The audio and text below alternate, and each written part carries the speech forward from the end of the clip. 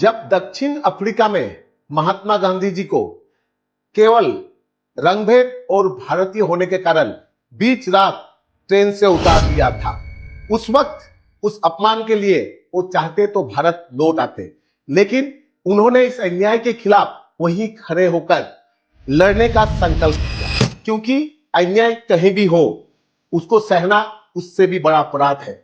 आज यही सवाल हमारे सामने खड़ा है, क्या हम अपनी आवाज को बुलंद करेंगे या चुप बैठेंगे? नमस्कार, मैं संजय।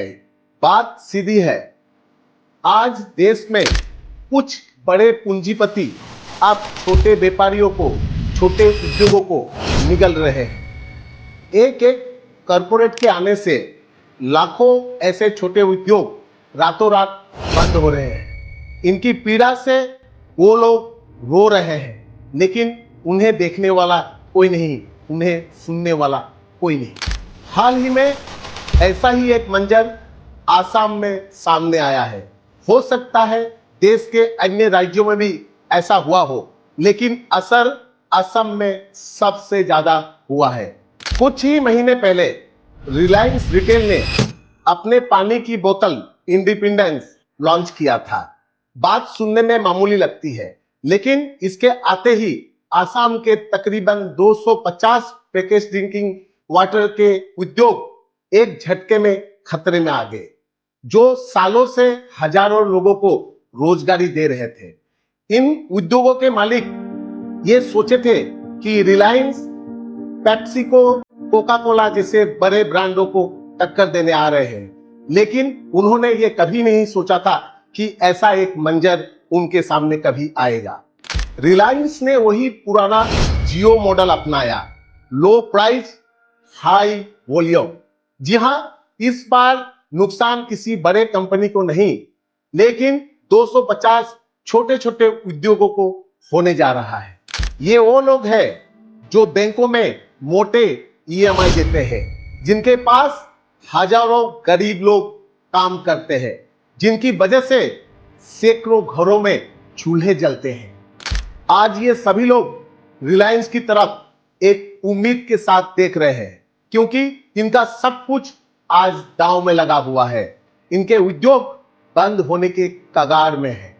जरा सोचिए, इस देश में लगभग 140 करोड़ की आबादी है और इस 140 करोड़ की आबादी में लगभग 57 करोड़ लोग काम कर रहे हैं और बाकी के 83 करोड़ लोग बुजुर्ग, महिला, छात्र, बच्चे और बेरोजगार इन्हीं कमाने वालों पर निर्भर है।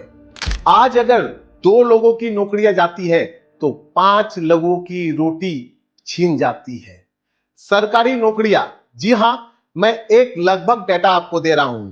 3.5 करोड़ लोग स्थायी रूप से सरकारी नौकरी में है और 1.5 करोड़ लोग अस्थायी रूप से है, जो केंद्र और राज्यों को मिलाकर है। इसके मतलब 5 करोड़ लोग। अब रहा बाकी के 52 करोड़ लोग। अब ये लोग खुद क्या खाएंगे और परिवारों को क्या खिलाएंगे अगर इनका भविष्य सुरक्षित नहीं हुआ तो?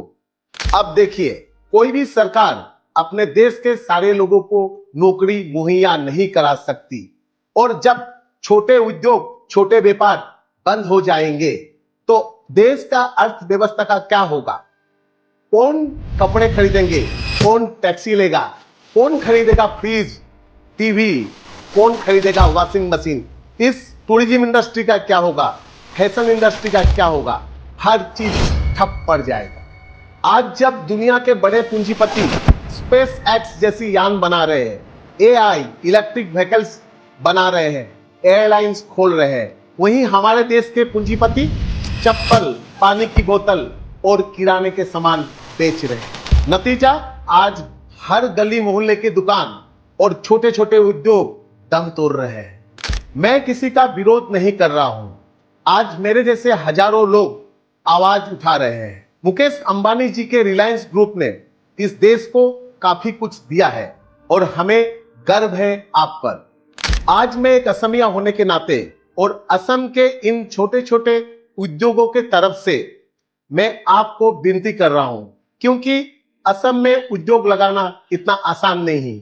ये लोग कर्ज लेकर और काफी कष्ट से ये उद्योग लगाए हैं। शायद ये खबर आप तक नहीं पहुंची। असम में 500 ml पानी की बोतल 10 रुपये में बिक रही थी। वहीं इंडिपेंडेंस ने इसी 10 रुपये में 750 ml पानी देना शुरू किया और डीलरों को जिस रेट में दिया जा रहा है वो असम के उद्योगों को जो लागत आती है उससे भी कम है। आज यहाँ के उद्योगपति जो छोटे व्यापारी समझ नहीं पा रहे हैं ये क्या हो रहा है, जबकि महाराष्ट्र में यही इंडिपेंडेंस 500 ml की बोतल 10 रुपया में बिक रहे हैं। तो असम के साथ ये भेदभाव क्यों? अब आप ही बताइए, एक छोटा बकरी का बच्चा हाथी से कैसे लड़ेगा? ये छोटे छोटे उद्योग बड़े बड़े कंपनियों से कैसे लड़ेगा? आखिर में मैं असम के माननीय मुख्यमंत्री के सामने ये बात रखना चाहता हूं। आपके एक्टिव परफॉर्मेंस से लोगों की उम्मीद बंधी हुई है। आज सब कुछ अगर ऐसा ही चलता रहा तो असम का भविष्य क्या होगा, भारत का भविष्य क्या होगा? देश तभी तरक्की करेगा जब छोटे व्यापार जीवित रहेंगे, सबको न्याय मिलेगा और देश में समानता बरकरार रहेगा। नमस्कार, जय असम, जय हिंद।